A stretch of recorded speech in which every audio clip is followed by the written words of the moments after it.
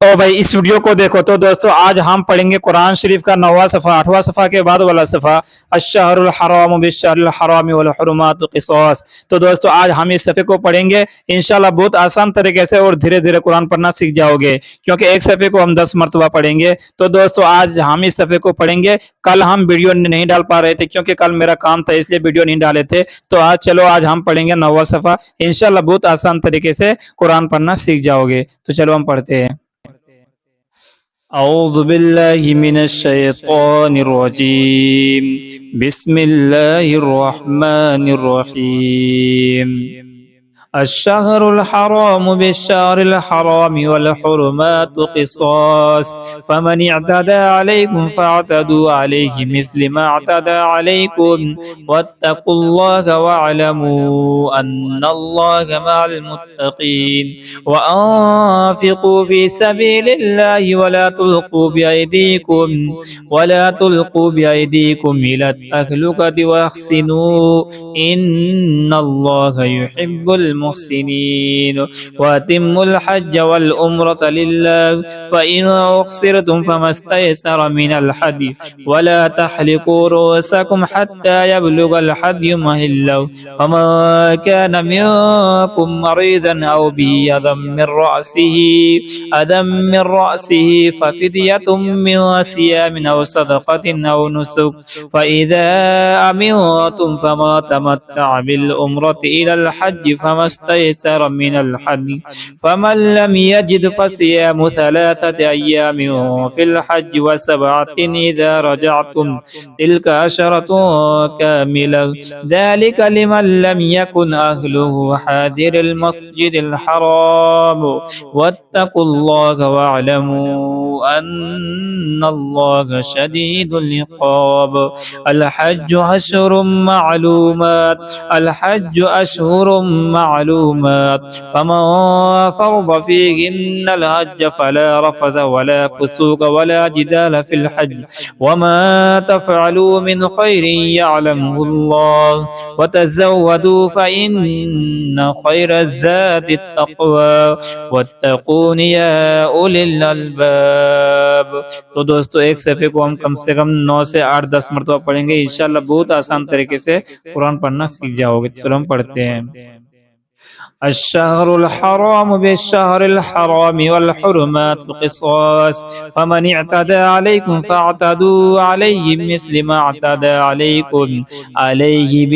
ما اعتدى عليكم واتقوا الله واعلموا أن الله مع المتقين وأنفقوا في سبيل الله ولا تلقوا بأيديكم إلى التهلكة واحسنوا إن الله يحب المحسنين وأتموا الحج والعمرة لله فإن أحصرتم فما استيسر من الهدي ولا تحلقوا رؤوسكم حتى يبلغ الهدي محله فمن كان منكم مريضا أو بأذى من رأسه ففدية من صيام أو صدقة أو نسك فإذا أمنتم فما تمتع بالعمرة إلى الحج فما استيسر من الحج فمن لم يجد فصيام 3 أيام في الحج و7 إذا رجعتم تلك 10 كاملة ذلك لمن لم يكن أهله حاضر المسجد الحرام واتقوا الله واعلموا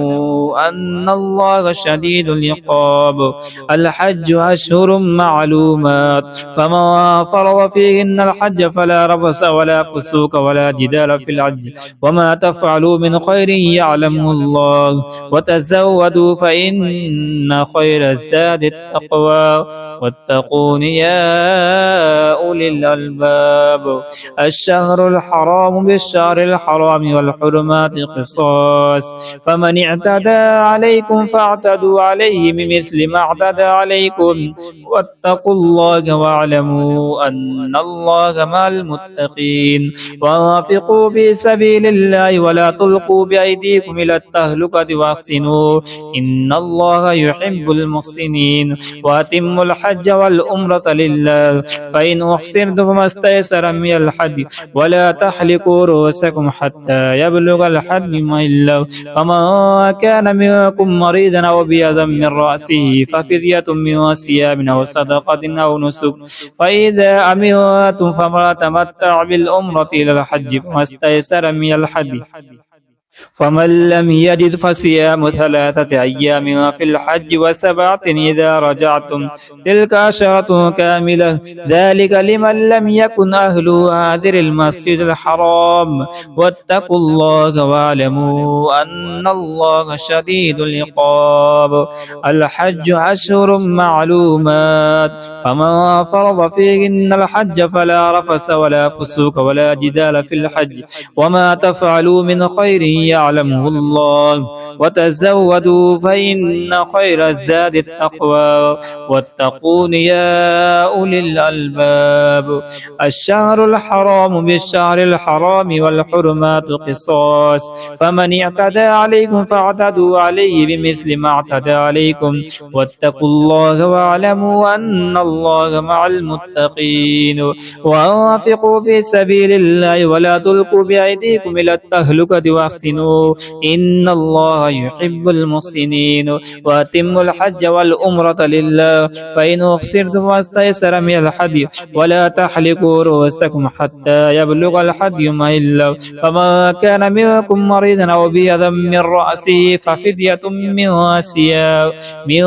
صيام أو صدقة أو نسك فإذا أمنتم فمن تمتع بالعمرة إلى الحج فما استيسر من الحدي فمن لم يجد فصيام 3 أيام في الحج و7 إذا رجعتم تلك 10 كاملة ذلك لمن لم يكن أهله حاضر المسجد الحرام واتقوا الله واعلموا أن الله شديد العقاب الحج أشهر معلومات فمن فرض فيهن الحج فلا رفث ولا فسوق ولا جدال في الحج وما تفعلوا من خير يعلمه الله وتزودوا فإن خير الزاد التقوى واتقون يا أولي الألباب الشهر الحرام بالشهر الحرام والحرمات قصاص فمن اعتدى عليكم فاعتدوا عليه بمثل ما اعتدى عليكم واتقوا الله واعلموا أن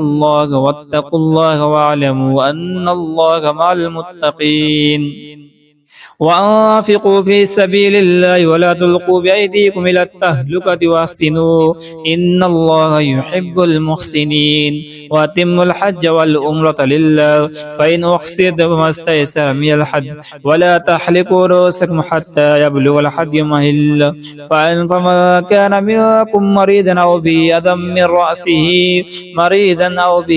من رأسه ففدية من صيام أو صدقة أو نسك فإذا أمنتم فمن تمتع بالعمرة إلى الحج فما استيسر من الحج فمن لم يجد فصيام 3 أيام في الحج و7 إذا رجعتم تلك 10 كاملة ذلك لمن لم يكن أهله حاضر المسجد الحرام واتقوا الله واعلموا أن الله شديد العقاب। तो दोस्तों एक सफ़े को हम कम से कम 10 से 8 मरतबा पढ़े इंशाल्लाह बहुत आसान तरीके से कुरान पढ़ना सीख जाओगे। अगर आप लोग शुरू से सीखना चाहते हैं तो इंशाल्लाह वीडियो चैनल में मिल जाएगा। बहुत आसान तरीके से कुरान पढ़ना सीख जाएगा क्योंकि हम आराम से पढ़ेंगे और एक सफ़े को 10 मरतबा पढ़ेंगे तो बहुत आसान तरीके से कुरान पढ़ना सीख जाओगे। तो चलो कल इसके बाद वाला सफ़ा पढ़ेंगे।